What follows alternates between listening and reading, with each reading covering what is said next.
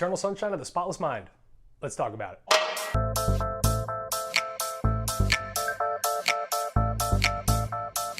Eternal Sunshine, baby. Yes, off the bat, I loved it. Everything from the directing to the plot to the acting, this movie is phenomenal. So, Eternal Sunshine is a 2004 flick directed by Michel Gondry, who, interestingly enough, also directed The Green Hornet with Seth Rogen. I don't know about that, but I'm interested in his other movies because I really liked what he was able to do with this one.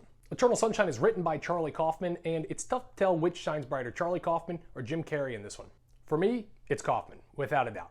He's one of the most unique writers in Hollywood. His other work includes Adaptation, Being John Malkovich, and more recently, I'm Thinking of Ending Things.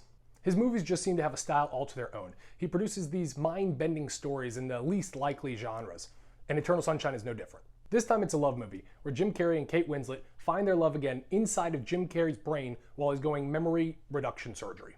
Google calls it a romantic sci-fi, and I just love that. The plot device he uses by going inside of Jim Carrey's brain and using his memory allows us to watch the love story in reverse, and this is genius.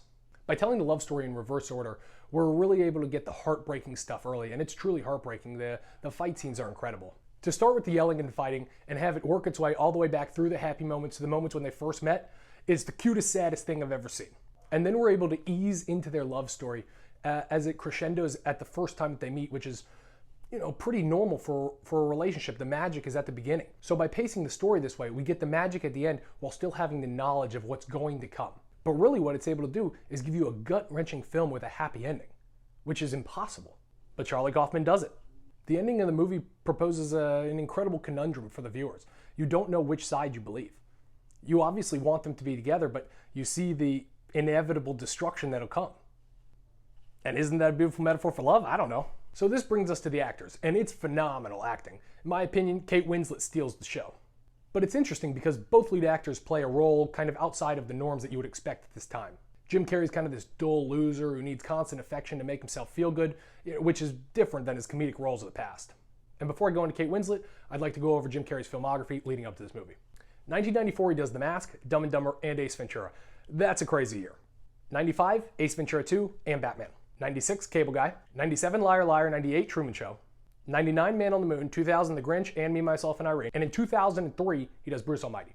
I just wanted to highlight his insane run in the 90s. It's one of the most miraculous. But he clearly has fallen off somewhere around 1999, and this is a renaissance of sorts. After this movie, he does Fun with Dick and Jane, the Unfortunate Events movies, Christmas Carol, stuff like that. Nothing really touches this. So really, this is his last truly great movie, I think. Now, like I said, I think Kate Winslet steals the show. We're used to her playing this timid, perfect housewife, think Titanic, Revolutionary Road, The Holiday. But she comes out of this one with blue hair, live every day like it's your last, cusp of her sleeve, and she sells it. I thought it was phenomenal. I gained a ton of respect for Kate Winslet in this role. I thought the secondary characters of Mark Ruffalo, Elijah Wood, and even Kirsten Dunst were phenomenally cast. I appreciated each of their performances, especially Mark Ruffalo.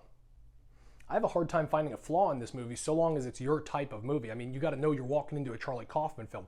It can feel a bit slow, it can feel a bit meta, but as long as you know you're going into a Charlie Kaufman film, this movie is superb. I'm giving Eternal Sunshine of the Spotless Mind an A+. Its genius is in its storytelling.